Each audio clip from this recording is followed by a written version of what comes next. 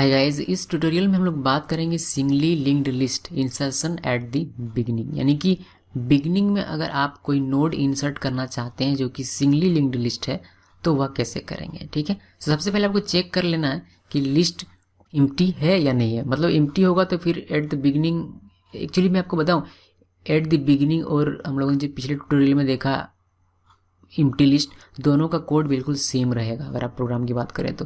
फिर भी हम लोग यहाँ टॉपिक वाइज समझ लेते हैं। ठीक है, सो अगर आपको बिगिनिंग में कोई नोड इंसर्ट करना हो, इसका मतलब क्या है? इसका मतलब ये है कि लिस्ट पहले से बना हुआ है, उसमें मे बी एक या एक से अधिक नोड पहले से अवेलेबल होंगे। सो हम लोग मान के चलते हैं कि उस लिस्ट में मान लीजिए कि सिर्फ एक ही नोड है।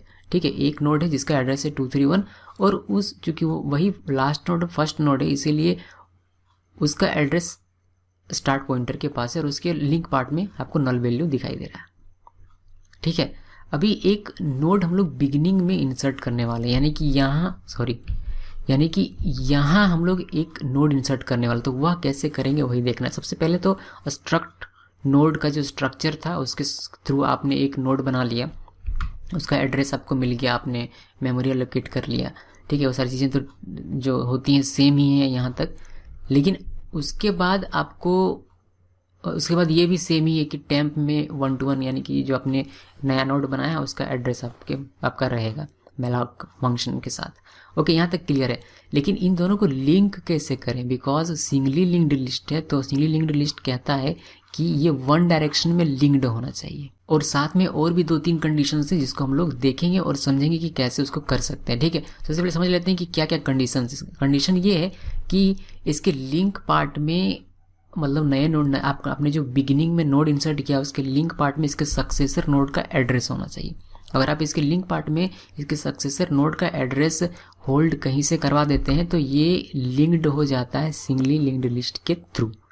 ठीक है, ये एक पहला कंडीशन है। तो हम लोगों ने मान लीजिए कि इसको हम लोगों ने कर दिया, 231 आ गया जो नया नोड था उसके लिंक पार्ट में, यानी कि ये सिंगली लिंक्ड लिस्ट में कनेक्ट हो गया है। बहुत अच्छी बात है।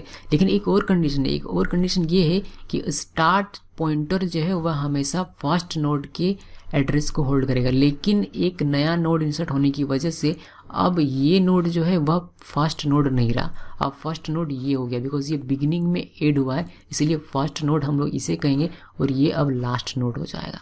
सो स्टार्ट को हमें यहाँ से यहाँ लाना पड़ेगा, यानी कि स्टार्ट में अब 231 नहीं होना चाहिए, स्टार्ट में अब होना चाहिए क्या? स्टार्ट में अब होना चाहिए 121, यानी कि इस नोड का एड्रेस होना चाहिए। सो अगर आप कर लेते हैं, इसका मतलब ये है कि आपने आपका जो लिस्ट है उसमें सिंगली लिंक्ड लिस्ट में जो आपका लिस्ट है उसमें आपने एक नया नोड इंसर्ट कर दिया है एट दी वेरी बिगिनिंग। अब इस चीज़ को थोड़ा कोड वाइज समझते हैं, कि कोड भी देखते हैं और साथ में समझते हैं कि कैसे ये पूरा प्रोग्राम हम लोग लिखेंगे कोड। ठीक है, सो मान लीजिए कि ये तो आपको पता है कि ये स्ट्रक्ट नोड हम लोग बना रहे हैं। इससे क्या हुआ कि एक नोड हमारा बनेगा। ठीक है, और ये जो आपको यहाँ दिखाई दे रहा है ये समझिए, मान कर चलिए कि ये नोड हमारा पहले से है, बिकॉज हम लोग एट द बिगिनिंग कोई नोड इंसर्ट करने वाले हैं। इसका मतलब ये है कि हमारा लिस्ट पहले से तैयार है, उस लिस्ट में एक या एक से अधिक नोड पहले से होंगे, तभी तो हम लोग बिगिनिंग में ऐड करेंगे। सो मान लीजिए कि ये पहला नोड है हमारा, यही फर्स्ट है, यही लास्ट है हमारे लिस्ट में। सो ये पहले से मौजूद है। ठीक है, सो इसके थ्रू हम लोग क्या कर सकते हैं? इसके थ्रू हम लोग एक नोड क्रिएट कर सकते हैं। ये जो कोड है आपका एक नोड रिप्रेजेंट करता है, जिसमें कि एक इन्फो पार्ट होगा और एक लिंक पार्ट होगा। ठीक है, ओके, हम लोग क्या करते हैं कि ये हमारा एक नया नोड बन गया इस कोड की वजह से, ये नोड हमारा आया हुआ है। ठीक है, अभी हम लोग स्ट्रक्ट नोड स्टार टेम्प लिखते हैं, देन टेम्प में हम लोग जैसे सेम मेमोरी ब्लॉक क्रिएट करते हैं उसी तरीके से मेमोरी ब्लॉक हम लोग क्रिएट कर दिया, यानी कि इससे क्या हुआ कि इसका एड्रेस आ गया 121 और टेम्प में हो जाएगा हमारा 121 असाइन इसका एड्रेस, जो नया नोड है उसका एड्रेस असाइन हो जाएगा टेम्प में, टेम्प पॉइंटर में। ठीक है, यहाँ तक क्लियर है।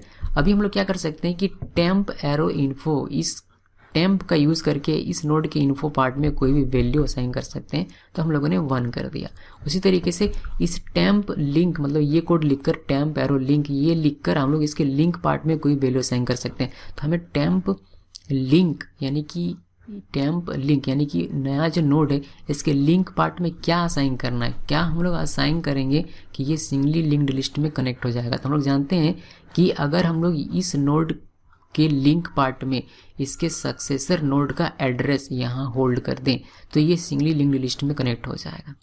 ठीक है, तो इसके लिए हम लोग क्या करेंगे, टेम्प लिंक का मतलब होता है ये लिंक पार्ट। ठीक है, तो टेम्प लिंक में अगर हम लोग इस नोड का एड्रेस का एड्रेस है स्टार्ट के पास, तो हम लोग अगर लिखें कि टेम्प लिंक इक्वल स्टार्ट, जो यहाँ लिखा गया, सो इनडायरेक्टली हम लोग इसको क्या कह रहे हैं कि टेम्प लिंक इक्वल स्टार्ट में मतलब 231, यानी कि इस नोड का, यानी कि इसके सक्सेसर नोड का एड्रेस है।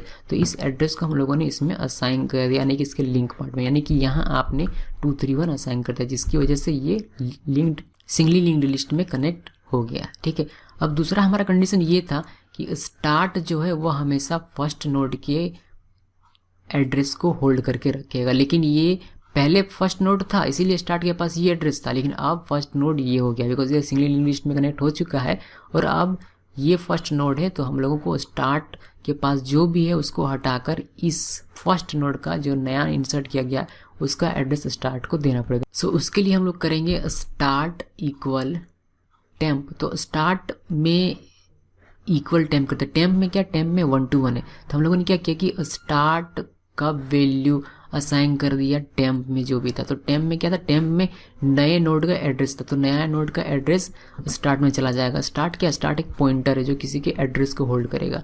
ओके, सो हम लोगों ने सिंपली स्टार्ट इक्वल टेम्प लिखा और टेम्प में जो भी एड्रेस था वह एड्रेस स्टार्ट पॉइंटर के पास चला जाता है।